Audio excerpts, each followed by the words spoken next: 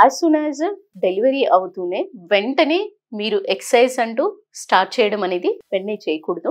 ఎందుకంటే ఫస్ట్ 4 నుంచి 6 వారాల లోపు గర్భసంచి అనేది పూర్తిగా పెల్విస్ లోకి వెళ్ళి నార్మల్ పొజిషన్ కి నార్మల్ హీల్ అయ్యి మొత్తంగా రావడానికి 4 నుంచి 6 వారాల టైం పడుతుంది. దీని తర్వాత ఈ లోపు 4 నుంచి 6 వారాల టైంలో మీరు నార్మల్ వాక్ చేస్తూ నార్మల్ వాకింగ్ కానివ్వండి, బ్రీతింగ్ ఎక్సర్సైజెస్ కానివ్వండి, యూజువల్ ఈ యాక్టివిటీస్ మీ పనులు మీరు చేసుకోవచ్చు.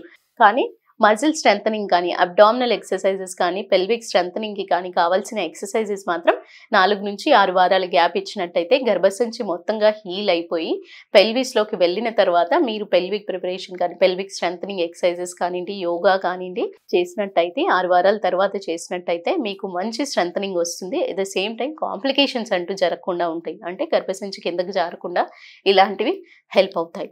సో ఈ అన్నీ కూడా 4 నుంచి 6 వారాలు ఎందుకు అంటే ఆ 4 నుంచి 6 వారాల గ్యాప్ అనేది చాలా మందికి ఏంటి ఓన్లీ తల్లి వర్షనే కాకుండా బిడ్డకి కూడా కొంచెం టైం పడుతుంది అడాప్టేషన్ కి. అంటే బిడ్డ ఒక పాలు తీసుకునే టైం అంటూ ఫిక్స్ టైం లేకుండా డే టైం అంతా బిడ్డ పడుకొని రాత్రి ఎక్కువగా ఫీడింగ్ తీసుకోవడం వల్ల తల్లికి కూడా మంచి స్లీప్ అనేది, నిద్ర అనేది సరిగ్గా ఉండదు. సో నిద్ర సరిగ్గా లేనప్పుడు మూడ్ స్వింగ్స్ కానివ్వండి, ఇరిటబిలిటీ కానివ్వండి, పోస్ట్ పార్టమ్ బ్లూస్ కానివ్వండి డెవలప్ అయ్యే అవకాశం ఉంటుంది. సో ఇవన్నీ డెవలప్ అవ్వకుండా బిడ్డకు ఒక ప్యాటర్న్ అంటూ ఫామ్ చేసి, అంటే బిడ్డకి పాలు తీసుకునే టైమింగ్ కానివ్వండి, వాళ్ళకి సెల్ఫ్ టైమ్, మీ టైం అంటూ సెల్ఫ్ టైమ్ మదర్కి తీసుకునేంత స్పేస్ కానివ్వండి క్రియేట్ చేసుకోవడానికి ఈ టైం పడుతుంది. అట్ ద సేమ్ టైం గర్భసంచి అనేది కూడా పెల్విస్లోకి వెళ్ళడానికి టైం పడుతుంది. కాబట్టి ఈ టైం 4 to 6 వీక్స్ అనేది వెరీ క్రూషియల్. సెల్ఫ్ కేర్ తీసుకుంటూ, సెల్ఫ్ హైజీన్ మెజర్స్ అనేది తీసుకుంటూ కొంచెం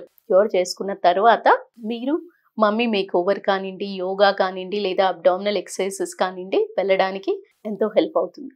సో 4 to 6 వీక్స్ కొంచెం జాగ్రత్తగా ఉండి తర్వాత మీరు మమ్మీ మేక్ ఓవర్ టెక్నిక్స్కి కానీ, యోగా కానీ, ఎఫ్ఎంఎస్ థెరపీకి కానివ్వండి ఇవన్నీ వెళ్ళినట్టయితే చాలా హెల్ప్ అవుతుంది. అండ్ బిడ్డకి కూడా ఇబ్బంది పెట్టకుండా ఒక ప్యాటర్న్ ఆఫ్ ఫీడింగ్ అనేది కూడా ఏర్పాటు అవుతుంది ఆ పాటికంతా.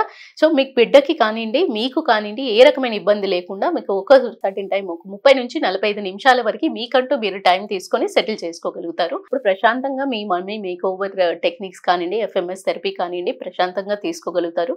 సో ఈ టైం గ్యాప్ తీసుకొని మీరు ప్లాన్ చేసుకున్నట్టయితే చాలా ఈజీగా మీరు you will recover body structure కానివ్వండి, మీ వెయిట్ కానివ్వండి, you will go back to your pre pregnancy wait.